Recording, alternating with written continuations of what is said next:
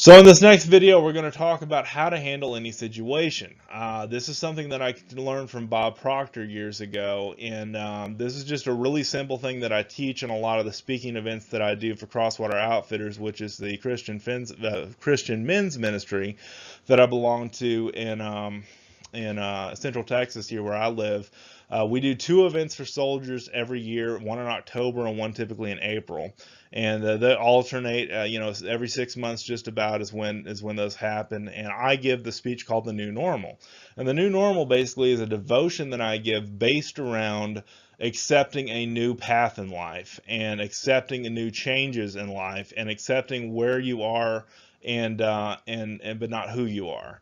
And so basically what I do is teach these 3 steps as part of that devotion. If you want to look up that devotion, find it on YouTube. It's called The New Normal. Just Google or YouTube keyword search Dustin Warnke and New Normal, and you'll come up with the video, and you can watch that video. It's about a 17-minute video. It's a little long devotion, but it really covers a lot of life stuff, that I talk about in this series too. It covers a lot of things about just how to handle life and how to accept and work through changes, which is vitally important. So step number 1 is accept it. You can't change what has just happened. Either you are in control of the situation or the situation controls you. It is what it is. Live in what is right now. That's something that I add to that, to live in what is right now, because when I first had a child, my whole life changed. This has been 8-9 years ago. My son's almost 9 now. And I learned at that time to celebrate the small wins with him, celebrate the small wins in my life as I grew as a dad, but also celebrate the small wins in my life because I really had struck out to do something great in the outdoors at that time. And I really wanted the success that I desired. And I really, got to the point to where I was really working to, live in what is, not in what could be, not in what was, not in the past, not in the future. It's one reason why the window on your vehicle, the windshield on your car, is bigger than the small rear view mirror. You need to look forward through the future and the present, and not so much at the past. That's why the rearview mirror is so small and the windshield is so large. It's a good way of accepting that analogy. So accept what is. Accept it is what it is. That's an old saying, I know, but it's very true. And a lot of people just don't ever accept what happened to them. They don't ever accept their past fears and failures.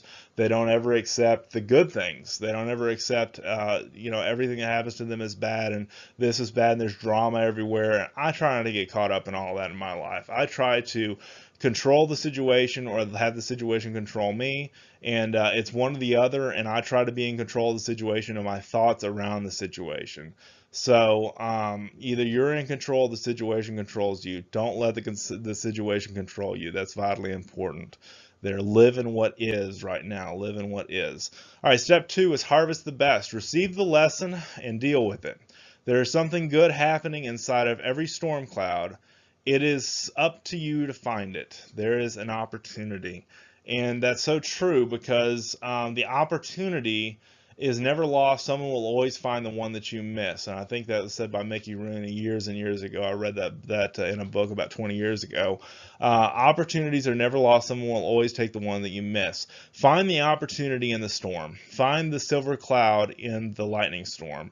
Find something that's going to be a benefit to you in the struggle. And that's what this whole module has been about, kind of, is basically, finding what's going to best work for you and harvesting that out of the bad situation, whatever you go through. Let's say you're hung up on somebody before, or your email's not responded to, or somebody is rude to you. Don't get hung up on being mad at them or being mad at the industry or being say, oh, this sucks, I can't do any better. You can't dote on yourself. You can't feel sorry for yourself. You've got to just pick yourself up by your bootstraps and move on. And there's an opportunity in every bad situation to learn and to grow. It's very important. Step number 3, forget the rest. Let it go. You gain control by letting go of the stuff you hang on to. You can only take one carry-on bag onto an airplane, or else it can't take off. So that's so true, because if you take more baggage on an airplane than 2 bags and a carry-on, 2 bags in cargo and a carry-on where you're seated, the plane can't take off because it's too heavy. It's got too much baggage, if you will. Life is the same way. Consider your life like an airplane, because the more that you bog yourself down with stuff and carry baggage around with you, the less people are going to want to have to deal with you and have anything to do with you, and the more that you're going to feel sorry for yourself. So let go of the baggage. Let go. Let God. I talk about God a lot in this course and in the book, basically. Giving that up to the Lord is very important, because no matter what your religious beliefs are, just letting it go to the universe if you don't believe in a God. I'm very big about that, because for years I carried stuff around with me and it only did me harm. It did not do the person I was mad at harm. I've been stolen from before. I've had people I've done website work for here recently never pay me for my work and my services. I've done trade deals that have never gotten good, where people have never came through and made good on their trade. I've been done dirty a lot, and you probably will too, or have before, if you put yourself out there. That's just part of the learning experience. But the thing is, there's success on the other side of that too. So I always say harvest the best and forget the rest. That's what we talked about in the first module.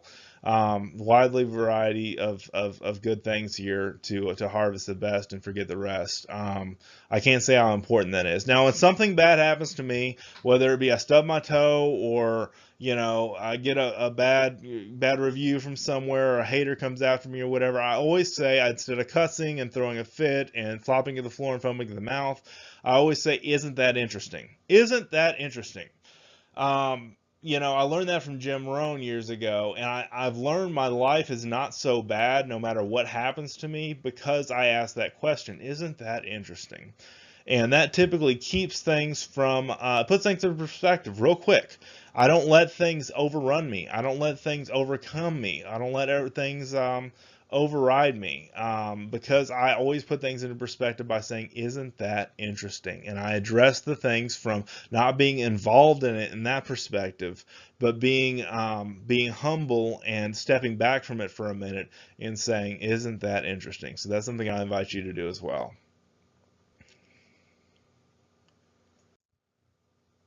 So some tech tips from me. I say this a lot in this course, and I'll continue to say a lot in this course. You got to play the game to win. You've got to play the game to win. Every day you've got to come at it with that attitude, or else you're going to lose somewhere. And I'm not saying I haven't lost before, played the game to win and lost, but by goodness, I play the game to win every day. And I don't show up with a bad attitude. I show up with a hopeful attitude, with a good attitude, with a positive attitude, and I feed my brain lots of really good things every day to grow that and nurture that spirit inside of me. We all have the Holy Spirit inside of us. We all have a piece of God inside of us, and the whole part of us, our souls are made up of love and creation and creative spiritual love and gratefulness and all kinds of things like that. So let's start this over. So some tech tips from me. I say this a lot. Play the game to win. We're all made up of love and laughter and life, and our souls are energy from God. And we get out there and play the game to win every day. Show up with a positive attitude. Show up with great content, and definitely play the game to win every day. And you will go far if you have that kind of attitude. If you have the attitude where this stinks and I'm having a bad day, I don't have bad days anymore. I have rough days sometimes, but I don't have bad days. And I quit having bad days about 5 or 6 years ago, when I realized how awful that made me feel at the end of the day if I started out the day saying I'm having a bad day. I fight hard to get noticed without spamming and being annoying. I talk about that a lot in what we do with content creation later in this series. Whatever I do, I try to put my best foot forward, whether that's filming video, recording podcasts, writing blog posts or articles or features or anything like that.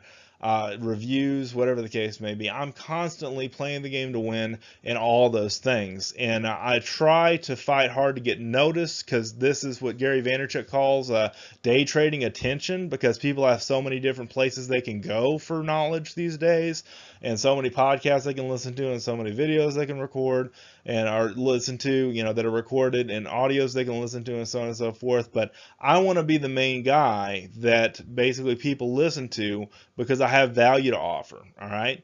Not because I'm really, really the best at something, but because I can offer them value, education, inspiration, motivation, that kind of stuff. That's one of the reasons why I do the podcast so hardcore like I do, because that's my medium to, in video, in writing. I really all three, but definitely the podcast I do on a regular basis, because it helps me bring the heat every day, and really, bring the best that I can offer. Play chess, not checkers. Talked about that earlier. Playing in this outdoor space is a strategy game. It really is a strategy game. You really have to work hard at it every day, and you really can't take anything for granted, because the minute you do, a sponsor will up and leave you.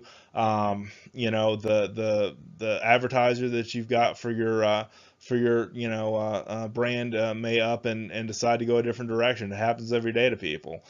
You've got to just keep your opportunities open, take massive action, stay in multiple channels, stay in multiple people's faces, and just stay familiar with people and provide value to them. That's the most important thing I can teach there. So those are just some simple tech tips from me for getting out there and getting noticed, filming, recording, and writing with your best skills, and putting your best foot forward, and playing the chess game, not the checkers game.